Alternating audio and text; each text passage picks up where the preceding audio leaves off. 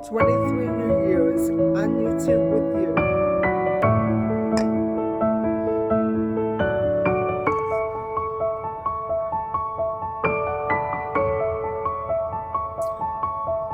That's smooth.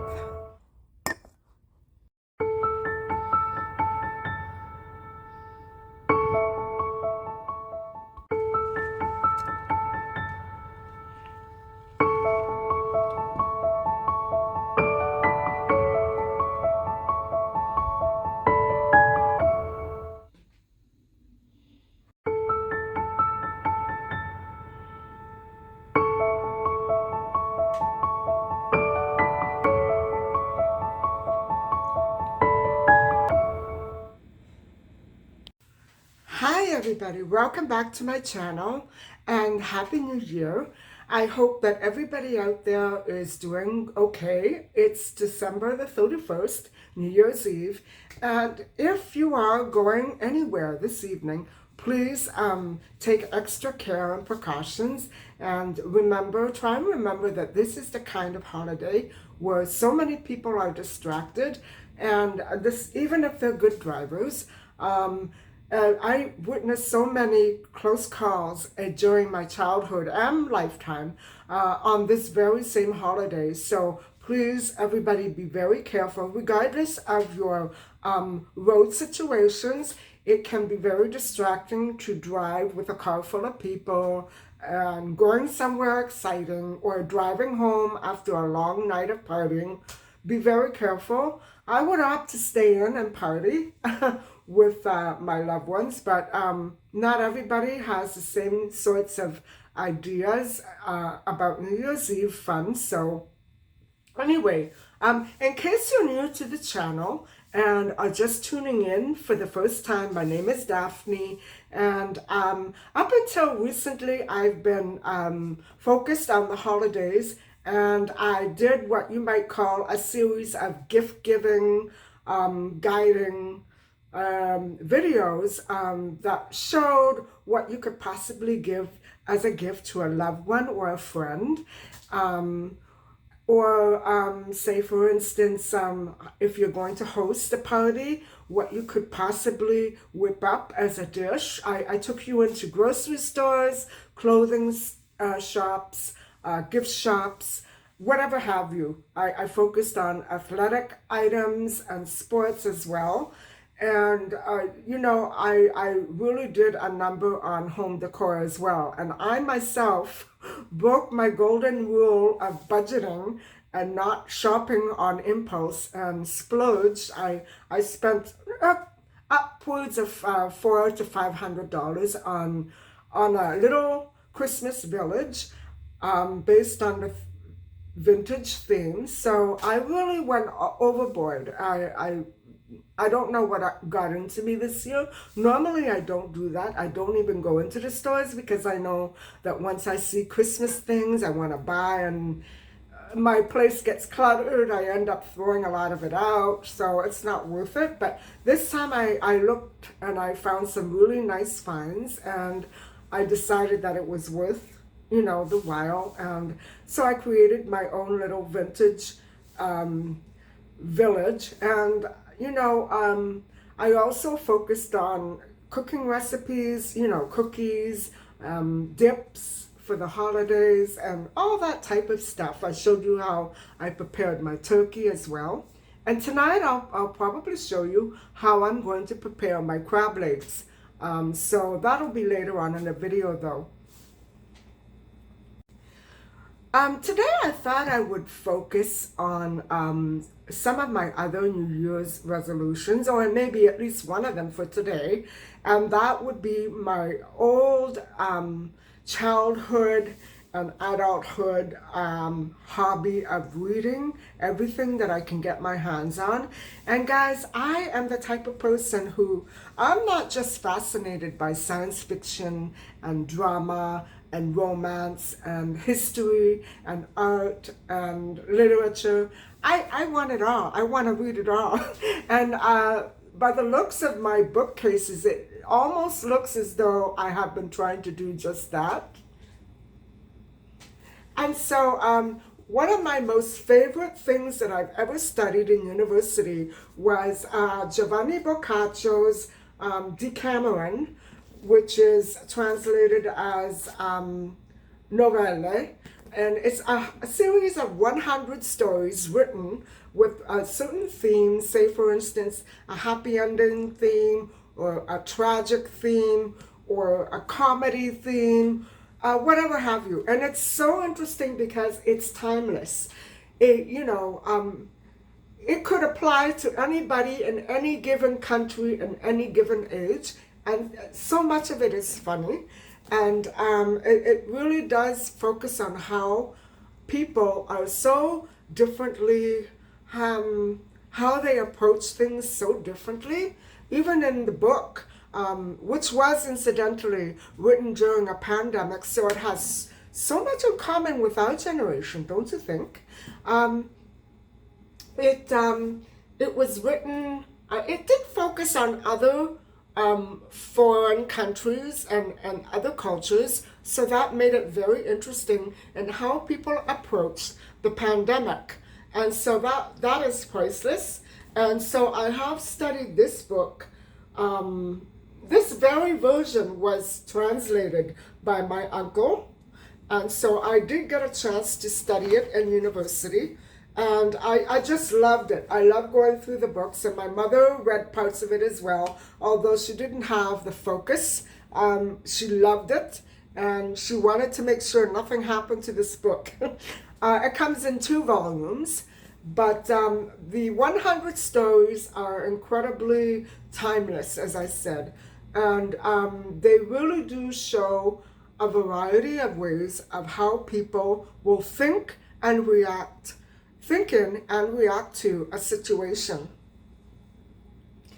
And so while I'm not going to try to turn this into a book review, I do want to say first and foremost that this book, this original piece of literature written by Giovanni Boccaccio, gave birth to the language of vernacular Italian. Because before this literature came out and was published, and in those days it was performed because many people were illiterate. So it's interesting to think of how this book got to be so widely loved and known. And so it was the birth of vernacular Italian. And after this, people started speaking in this sort of Italian. And so before that, it had been a mixture of, Pig Latin, Latin. It was a very chaotic language with not, because Italy was a very segregated, regionally segregated country, everybody had their own ways of speaking. And so all those different dialects became united with vernacular Italian. And so along the same lines of Italian history, there's an American professor and writer who wrote a book, and I don't know if I should really show you the title, but I'm going to. It's Love and Death in Renaissance Italy. And what it is, guys, I studied this as well. It's a series of case studies from courts, from the Roman courts and from the Naples court, all courts. They were pulled apart and dissected by many scholars. And so my professors, actually 2 of them, decided to get together because they were already together. And they wrote an incredible, guys. It reads like a novel, but it's actually many case studies put together, and it's incredible. It's incredible reading, and you can get it online. I highly recommend it if you're into ancient law and how the law operated. And, so much of what I saw in the Amanda Knox case, it's in here, guys. The way that they treated witnesses, it's very medieval, but hopefully that's changing. And but it does show a clear respect for justice. So that's one of the reasons why I loved reading this. And, you know, I wish I could talk more about this, but I've only read a couple of pages. I've only bought this book recently. And I have to say that I'm fascinated by books like this. And I know that there are a series of books written by this same author. And so I'm aiming to hurry up and finish this one so I can go out and get the next few. And then start trying to get rid of more books. I just, maybe 2 years ago, got rid of a whole shelf full of books because there was just no more room and no more space. So Dan Brown is another favorite author. I do have one of his paperbacks, but I had to get rid of the hard cover book because it was taking up a lot of space. But I just love Dan Brown. Even though Dan Brown is, he's a fictional writer. Many of his events mirror or sort of mirror other events that occurred during that point in history. So he's a pretty amazing writer. So guys, this is a history textbook. I can't begin to describe how old it is and how many years ago I studied it, but I remember this being a favorite of mine. I used to love to crawl into bed after a long day at university and I just, you know, go over the notes and read the next chapters for our next class. And I was, you know, I have notes in here. I was really impressed by this. But I have so many. This is just one example of, you know, it was basically Eastern countries. And it just talks a lot about how countries evolved in their ways of law planning and city planning and cultural activities, things like that. You know what I'm saying? Very, very interesting. And this is ancient. This goes back to ancient times before Christ. So, a good one. And so, guys, in university, my first time around, I studied literature, basically, essentially American literature. I remember coming across this author's name in high school. He was very hot in, I'm talking about his writing. He was very hot in the 80s and probably the early 90s. And I remember being I have about 3 more of these different books, but I remember having to read this in 1 week. And then the next week would be his other. I have in total about 3 or 4 of his novels. And so I was so impressed. Though, how can I put it? They portray everyday human life, but from a very weird perspective. And I remember thinking way back when I was 19 years old, gee, these characters in the book are so weird. I hope none of it rubs off on me. Maybe it did, I don't know, but it was such fascinating reading. Light in August, this was my favorite. So I can't remember how many times I tried to write essays about this author and generalize. I couldn't generalize. I could not put his literature into one paragraph. I could not describe it. It's very complex. And so my second stint with university, which is still not done, I probably won't go back because it's very difficult to get parking there. And it's really hard. It's not the way I remember it, guys. So my campus is also very complicated. I began to study art history and history together. And I did take many courses in European studies as well. For instance, languages, Spanish, Italian, and history, Renaissance history. And you know what? I never managed to get through this course because my grades were not satisfactory. If they were satisfactory to me, I would have stayed in it. I'm sure I would have passed. But because I wanted to know this inside out, it wasn't satisfactory. And I was very new to this when I first began university and purchased this book for one of my courses. No matter what I did, I couldn't organize it. Now I have a way of organizing my information and my data, but it was just very difficult for me. I would lose my computer files. I would have my notes ripped up and stolen, mainly by my cat. And, you know, I would go the next day to get my notes and they would be water all over them. I could never, ever get through this course for one reason or another, which is stupid, you know, because I could have done well enough, but I don't think, because I wanted to go for a master's after this, a B minus or a C plus is just not right. So I decided to let it go, and now the course is gone. They have different versions of the course and different focuses, but they don't focus on this anymore. For some reason, maybe I should look into it and see if they're going to bring it back. And so anyway, this is it. And I still have my notes in there. Anyway, one of my favorite subjects of all time.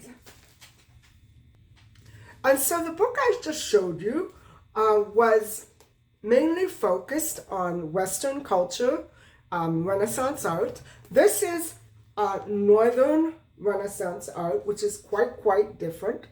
And if I do get the chance to upload another video today on my other channel, it would become more clear as to why the two different cultures completely, when it comes to depicting figures in art and landscape as well. The only thing that I can generally say about the iconography of Northern Renaissance art is that it doesn't focus on spiritual and religious figures and elements in the same way that Western culture did. So, for instance, it's a very, to show a nativity scene would probably, typically in Northern Renaissance art, which essentially started with Bruegel, it would be just people going about their everyday business. And there's Jesus being born. So it's almost like a hologram. And that's what's so fascinating about Northern Renaissance art. It makes everything, it typifies everything. And it's so neat. I love that. And so anyway, this is another one of my favorites.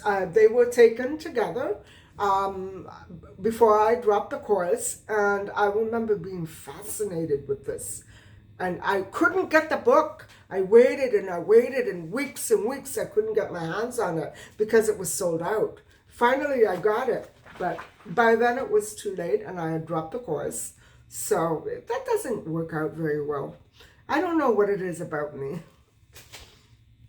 So guys, that's about it for my reading. I'm going to be reading The Tattoo Girl, and I'm not sure that I'm going to be doing anything like a book review, but those are the types of reading materials that I want to get back into. I really miss university and I miss studying, but I also miss reading fiction, novels, all kinds of stuff. I was such an avid reader, and when I was a little girl, I used to, maybe when I was in grade 1 or 2, come home with piles of books. My mother would have to take me by car because I had so many books.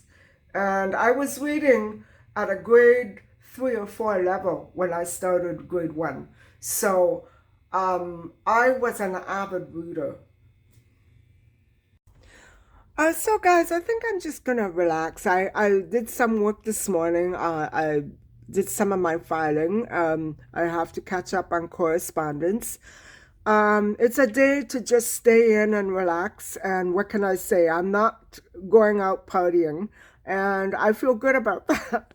What I'm going to do is just do a little reading, and then I will begin dinner, and I'll show you what I'm going to be making and how I'm going to do it. So right now it's about 4:30.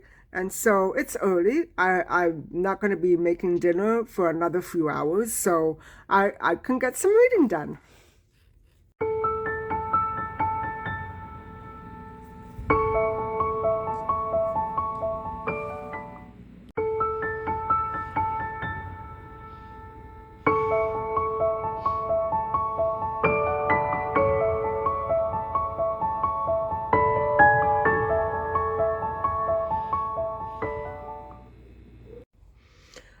For those of you who are just turning in for the first time, my name is Daphne, and I spent this month and a good part of last month taking you into stores such as grocery stores and gift shops and clothing stores and department stores in hopes of guiding you into finding a gift that would be appropriate for a family, friend, or a loved one.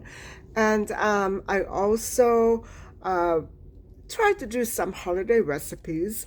Right now, I'm going through my New Year's resolutions, and I vowed to take up some of my older hobbies in order to relax more, and those are sketching, painting, and reading. So today I went over some of my old favorites for books, for reading, and I'm going into a novel right now, and I hopefully will be able to finish some of it by the end of this month. It's quite a long novel, and I have never read it before, so it's my first time getting through it. And as for the other resolutions, I have a list, and I've been going over them with you. And the most difficult one, I think, will be to complete my home project, which is trying to improve, the looks of some of these rooms that I spend a lot of time in. The kitchen is very cramped, but I'm not going to redo the kitchen. I do need to find one fixture for the light. And I'm redoing my study, a study that used to be my parents' master bedroom. And so I just need to find a chair for the desk, and I have to move a bookshelf in there. And that room will be done. And then I need to find a couple of fixtures for my bathrooms. And then I'm pretty much done. I really need to redo my small bathroom, but I'm not sure if that's coming this year or whenever. I'm not sure. That's going to be a big job, and I don't know who I can find for that job. I'm not sure that I can trust too many people out there right now. So I'm really taking my time over that project. So guys, my cat woke up for her nap, and I'm going to give her dinner, and then I'll start on mine.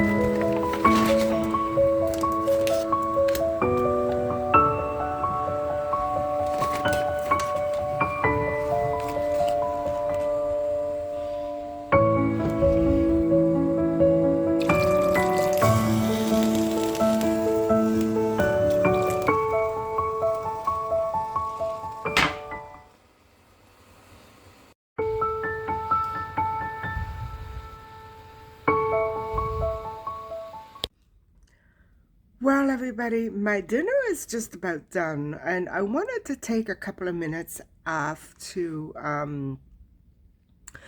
wish everybody a very happy new year. And in that, I mean that I hope that you accomplish everything that you wish to accomplish. And as you can see, I'm not having a very good makeup day. In fact, I'm not wearing any makeup at all, but I don't really care about how I look. I want to look presentable for you, but I'm just sticking around the house today, and I am never as happy as when I am spending my New Year's here cozy at home with no intentions to go out, no reason to go out in that cold, wet weather. So, I'm very comfortable and relaxed right now, and I want to wish everybody the best new year for 2023. And I hope that you really do accomplish everything that you want to accomplish, because I think that part of the reason why we don't undertake risks and we don't move forward in the things that we want to do and the goals that we want to and visualize is because of fear of failure, fear of, letting your innermost self become exposed to others and the world. And, I remember telling somebody online about a year ago, it would be about a year ago, that I had a channel coming up, but I was too afraid to start it. And I think that's so comical now because, yes, I do have my bad hair days and my bad skin days and days that I don't wear makeup or look well enough for the camera. But my intention is not to wow you. It's just to, relate to you as a normal, everyday. Well, most of the time I am normal. Typical everyday activities. I vlog life. I vlog reality. I like it when spontaneous failures come my way. Like that, I can vlog about it. I don't like putting on a lot of makeup and spewing out a rehearsed speech. That for me is a turnoff, I've heard that vlogging life is going out of style. And you know what I say to that? That's phooey. Because it's not. Since when is life out of style? Since when is life a rehearsed speech or a how-to video? Sure, I have some how-to videos in here, but we're not all about how-to, are we? Some days that we, I don't think that we can base YouTube on how-to. Although YouTube is one of the biggest platforms for how-to. And I have to admit, I found all of my failure recipes here too, and my winning recipes. When I couldn't decipher my mother's writing, I would come to YouTube and figure out what the heck was she trying to write. I don't, sometimes there's a huge oil stain on the recipe card. I really have come to admire YouTube, although it has its quirks and its hiccups. I really like being out here. I like hanging out with you, and that's why I think that all of us content creators should really look to each other for support. And sometimes it doesn't go well, but when you have all this support and all these people who rally around you and look forward to hearing from you maybe, or just enjoy some parts of your video, maybe they don't watch it all the way through, that's okay. I mean, I'm not perfect, but if there's any way that I can ever improve my content, could you please let me know? Maybe there's a recipe you want me to try out, or maybe there's a question about the starch solution that you want to know, or maybe there's a story time that you want to hear about. I really have to admit I love telling stories, but you know, they don't work well with reality life. What happens is I will usually be filming a vlog, and then all of a sudden a story time related to the theme of my vlog for that day will come into my head. And I like to tell the stories spontaneously and naturally now. Because if I sit on a chair and plan it doesn't come out right. It doesn't come out with the right intentions or the right, the right spirit. I like to have a story time that's related to what I want to impart with my subscribers on that particular day. And I really appreciate all the loyalty and all the following and all the comments and all the wonderful, encouraging words that you have for me. And all as I can say is I love your channels, and I thank God that I found you. And I hope that you keep interested. If there's something that you don't like, I don't mind you telling me. I come right out with it. I know that there are some things about my channel that I don't like, and that's basically that sometimes they're not professionally done. The editing and the music, I would like it to go on and on and on, but it's not possible to do a video like that and in one day. I really am into vlogging the reality of everyday life. So,